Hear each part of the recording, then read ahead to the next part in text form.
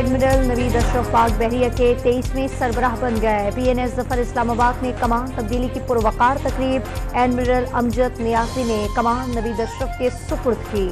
بھارتی سرزمین پر mission world cup میں پاکستان کا فاتحانہ آغاز، 287 رنز ہدف کے جواب میں نیدرلینڈ کی مزاحمت پر 205 رنز پر دم توڑ گئی۔ بابر اعظم نے جیت کا کریڈٹ بالرز کو دے دیا۔ کرکٹ ورلڈ کپ میں آج 2 مقابلے، دھرمشالہ میں کھیلے جا رہے پہلے میچ میں افغانستان کی بنگلہ دیش کے خلاف ٹاس جیت کر فیلڈنگ جاری، دوسرا مقابلہ جنوبی افریقہ اور سری لنکا میں ہوگا۔ ڈالر کی بے قدری اور تیل کی عالمی مارکیٹ میں مندی پاکستانیوں کے لیے نعمت بن گئی۔ 16 اکتوبر سے پیٹرول 38 اور ڈیزل 18 روپے سے زائد سستا ہونے کا امکان۔ وطن واپسی سے پہلے نواز شریف کا لندن آفس میں آخری روز، صحافیوں سے بات چیت پہ سوال اٹھایا، 4 سال تک مظاہروں کا کیا فائدہ ہوا؟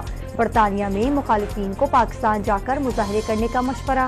حکومتی الٹیمیٹم کے بعد افغانیوں کی وطن واپسی جاری، 4 دن میں 54 خاندان ترخم سے سرحد پار چلے گئے۔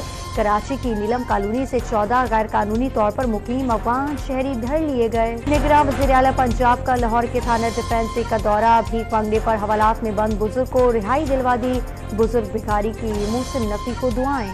کراچی کے علاقے کیواڑی سے اغوا ہونے والا بچہ بلوچستان کے شہر اوسطا محمد سے بازیاب، اغوا کار گرفتار، بچے کو والدین کے سپرد کر دیا گیا۔ پاکستانی خلاباز سمیرہ سلیم نے تاریخ رقم کر دی، نیو میکسیکو سے اڑان بھر کر خلا میں پہنچنے والی پہلی پاکستانی خاتون بن گئی۔ اور اسرائیلی فوج کے مغربی کنارے میں مظالم جاری، سینے پر گولیاں مار کر ایک اور فلسطینی نوجوان کو شہید کر دیا، فلسطینی خاتون پر تشدد بھی کیا۔